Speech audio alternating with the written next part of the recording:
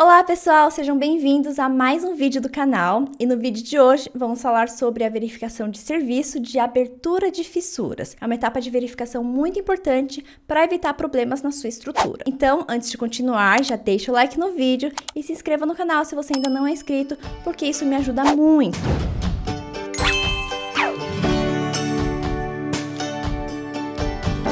Bem, é importante fazer a verificação de abertura de fissuras para evitar fissurações excessivas nas peças de concreto armado, porque quando o concreto fissura, ele vai apresentar essas pequenas aberturas que podem deixar a armadura exposta, e a armadura estando exposta vai comprometer a durabilidade da estrutura. Por isso, nós precisamos limitar o tamanho dessas aberturas para garantir um comportamento adequado da estrutura. Bom, se você quer se aprofundar no dimensionamento de estruturas em concreto armado, no mês que vem vai acontecer o lançamento oficial do meu novo curso Lab de Dimensionamento de Sobrado. É um curso completo onde você vai aprender o passo a passo do cálculo de uma estrutura de sobrado em concreto armado e tudo isso de forma manual, sem uso de softwares comerciais para cálculo estrutural. Isso para que você tenha domínio e segurança para atuar com projetos estruturais. O evento de lançamento vai ser nos dias 12 a 14 de julho e vai ser online e totalmente gratuito. Mas agora já está rolando a pré-venda desse curso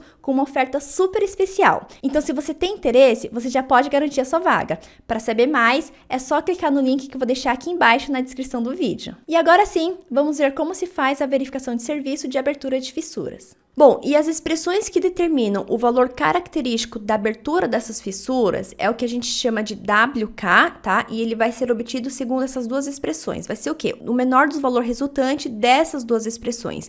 Essa primeira aqui, a gente costuma chamar de WK1 e essa aqui de WK2. Então, calculando WK1 e WK2, nós vamos ver qual deles é o menor e este valor menor vai ter que atender o valor limite, aquele valor limite que nós já definimos nos critérios de projeto, segundo as especificações da nossa norma NBR 6118. Bom, e o valor de WK vai depender do diâmetro da armadura e da tensão nessa armadura, tá?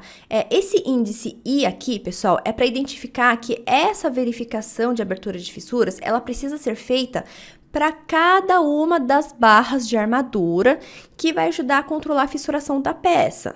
Tá? E existem duas formas de a gente fazer isso. Ou a gente considera a armadura total no nosso elemento, ou a gente considera a verificação para uma única barra de armadura, se essa armadura for igual na distribuição, né, e no diâmetro em todo o elemento estrutural. No caso de lajes, a gente detalha as lajes com uma única armadura e com espaçamentos iguais. Então, se essa condição for atendida para uma barra, consequentemente, para as demais barras também vai ser atendida, tá bem? Se não, a gente pode considerar uma somatória de barras na seção, no caso de vigas de concreto armado. E como que essa distribuição vai entrar no cálculo? Bem, primeiro, né, o índice I é para identificar que essa verificação tem que ser feita para cada elemento de armadura que controla a fissuração da peça, isso considerando uma área de concreto, uma área que a gente chama de ACR, do concreto de envolvimento, então concreto que está envolvendo a barra de armadura, e essa área de concreto é constituída por um retângulo cujos lados não distem mais de 7,5 φ, diâmetro da barra, do eixo da barra de armadura, tá? Então, se vocês forem olhar aqui esta imagem, ó, por exemplo, eu tenho uma barra de armadura aqui, tá bem? Então, eu vou limitar a área de envolvimento, né, a área de concreto de envolvimento dessa barra de armadura a 7,5 φ de cada lado a partir do eixo da barra de armadura. Mas, claro que esse 7,5 de φ pode estar limitado pela distância entre as barras de armadura, tá ok, pessoal? Então, se, por exemplo, nesse caso aqui, ó, se essa distância aqui, ó, de metade do espaçamento entre essas barras aqui, se essa distância resultar menor que 7 φ,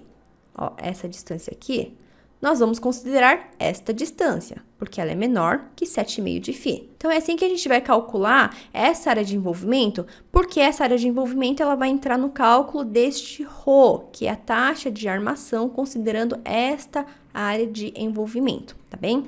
Bom, com isso nós calculamos o valor de WK e ele precisa ser menor que o WK limite definido pela norma. Agora eu vou passar para vocês um roteiro de cálculo para fazer essas verificações de abertura de fissuras e vocês vão ver que não é nada muito complexo, tá bem, pessoal? Então, no primeiro passo, o que a gente vai fazer?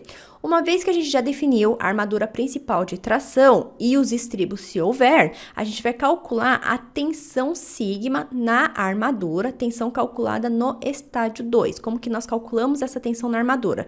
Vai ser o momento atuante dividido pelo momento de inércia do estágio 2, vezes YSI multiplicado por αE. O que são esses parâmetros? O momento de inércia no estágio 2 é dado por esta expressão, que nós já vimos nos cálculos das deformações, certo? O valor de x2 é a posição da linha neutra no estágio 2, calculado segundo essa forma. αE é a relação entre os módulos de elasticidade do aço e do concreto. E YSI vai ser o valor de D, a altura útil, menos o valor de x2.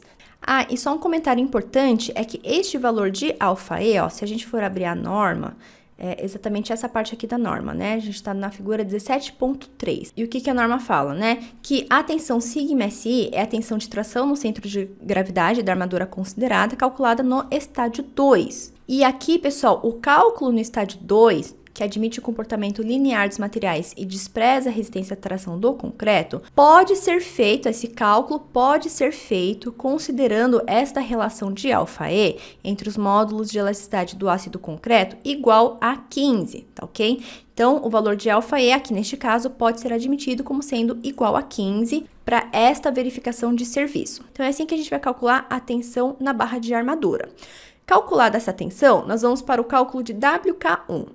O valor de WK1 vai depender deste valor eta1, que é o coeficiente de aderência. No caso de barras nervuradas, o valor desse coeficiente é de 2,25. E como a gente geralmente trabalha com barras nervuradas, né, a gente não trabalha com barras lisas, este coeficiente vai ser sempre 2,25, ok? Módulo de elasticidade do aço igual a 210 gigapascal. O valor de FCTM é a resistência à tração média no concreto. Então, calculado o valor de sigma, a gente calcula o valor de WK1. Agora, se este valor resultante de WK1 for superior ao valor limite, aí a gente prossegue fazendo o cálculo de WK2. Porque se o valor de WK1 já atendeu o valor limite, então a verificação de abertura de fissuras já está realizada e já está atendida, tá ok? Por quê? Porque a gente sempre pega o menor dos dois valores, né? De WK1 e WK2. Então, se WK1 já atendeu o valor limite, a gente pode parar aqui a verificação. Se não, a gente faz o cálculo de WK2. Agora, como que é o cálculo de WK2? Vai ser segundo essa expressão.